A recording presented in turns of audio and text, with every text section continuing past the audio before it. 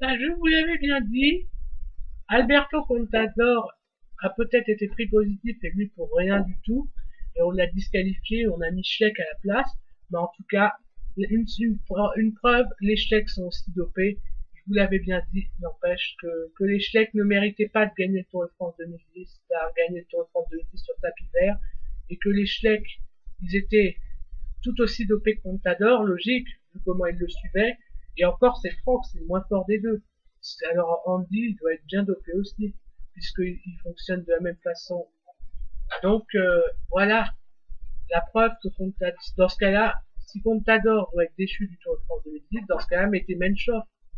Menchov, enfin, quoique, on ne sait pas trop sur lui, mais au moins ça serait plus juste déjà que de donner la victoire à un autre dopé. Remarque, c'est ce que l'histoire du vélo, il y a eu beaucoup comme ça de dopés déchus pour nommer d'autres dopés à la place. En tout cas, la preuve que Contador, c'est pas le pire des dopés, parce que lui, on a détecté presque rien.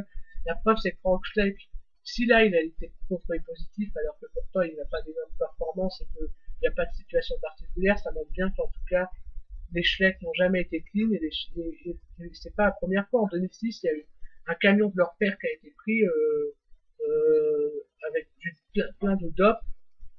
Et voilà, la preuve, on s'acharne sur les Espagnols, on dit qu'ils sont toujours dopés. C'est comme en tennis, on dit Nadal, il est dopé, Monsozi, il est dopé. Mais il faut savoir que Djoko, lui, là, avec son œuf, il vient de montrer une preuve de dopage.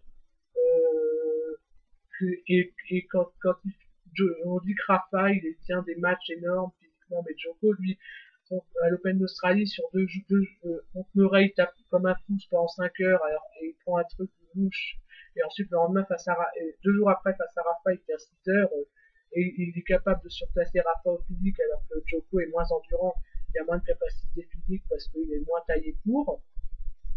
Ça montre, ça montre qu'on s'acharne et qu'on s'acharne pas forcément sur les plus dopés.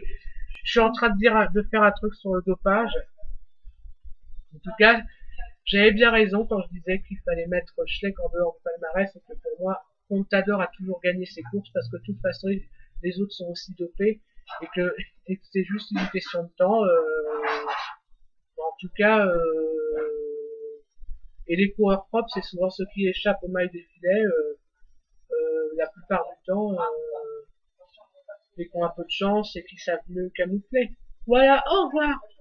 Et c'était Pantomone pour ma chronique cycliste parce que là vraiment c'est une info importante. Je vous avais mis il y a 1 an et demi un truc sur Contador et les Schleck en dehors des palmarès, dehors suite à la suspension de Contador. En tout cas voilà. Au revoir.